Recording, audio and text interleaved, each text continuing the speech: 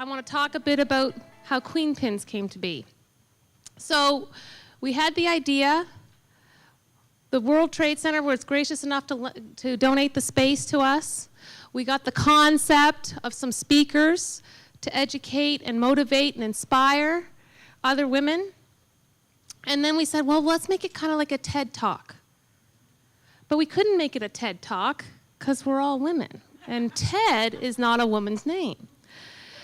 So that's when I started talking to a friend of mine in Toronto, and Chris Davies. He is the executive creative director of Traffic, which is a fairly large advertising agency in Toronto. He is perhaps even more of a rugby fiend than I am, and he signed on in a second. He said, that would be awesome. I'd love to help you guys out. I'll help you come up with the name. I'll help you with the logo. So his firm and Chris, is responsible for all the images or all the logos for Queen Pins and the name Queen Pins. And when he suggested the name Queen Pins, something went off in me. I'm like, that's it. That is the name. And the reason I thought is that if any of you are fellow Seth Godin aficionados, who I cannot get enough of him, he talks a lot about linchpins. And linchpins are these key people who make change and affect change and are just so on top of things. And I thought, that's what we are. We're linchpins, only we're queen pins. So that's where that came from. So I always loved that. So I did a little bit of work on that, but then I said, we got to get a committee together. Our first committee meeting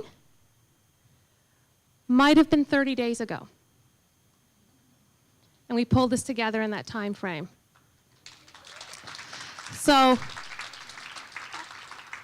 there's nothing more inspiring than being in a room with 5 or 6, 7 other women. We're sitting around the boardroom table.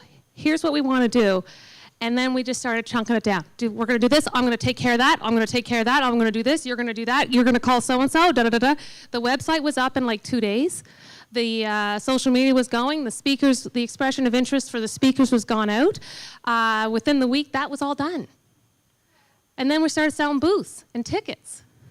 And this is what came out of that group of women, just putting focus on an issue of getting this done because of the passion that they felt and that we felt for this cause and for educating, inspiring, and helping other women. So that's where that came from, which is kind of super cool from my mind. What is also super cool is our next speaker. So Rachel Brower, I'm not sure, she's all over social media as well. And she doesn't even have anyone paying to help her with her social media. It just happens. She is what I think is a queen pin in the making. And she may be further along that road than we give her credit for. She is 14 years old. She has won gold at the Canadian Science Fair.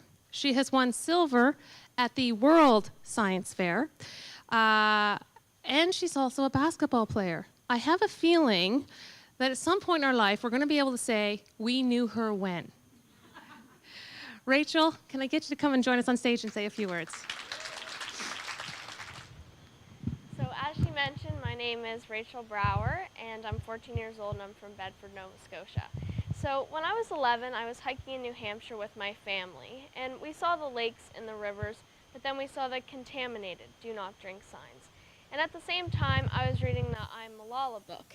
And in that book, many women and girls were dying from the cholera outbreak. So that's when I put the two things together and I decided I wanted to make a difference.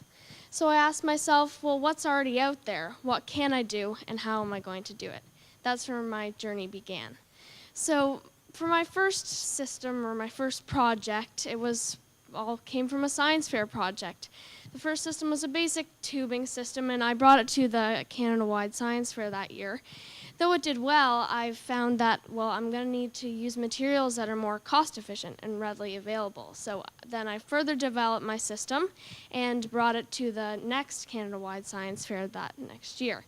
So when I was there, that's when I realized that maybe my system could actually make a difference.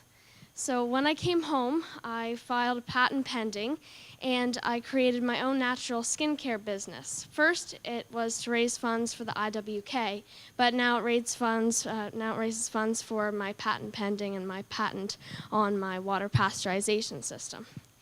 So that was in 2015, and this year I applied to be a contestant or a participant on Team Canada for the international fair. And once I made the team, I'm the youngest person on the team. It was an amazing experience. There was over 1,700 people from 77 different countries. I actually had similar interests, and it was incredible to be in a room with all these people that were trying to take their own individual steps towards a brighter future. And that's exactly what I'm trying to do. I know there's several things that I still need to work on with my system, of course. It's going to be tested in Kenya and Pakistan this summer. But now that my system is actually being further developed, this all started just when I was 11, trying to come first place in a class of 20. And this is where it's brought me. So I think that definitely it's very important to find something that you're passionate about and always remember why you started. So, thank you.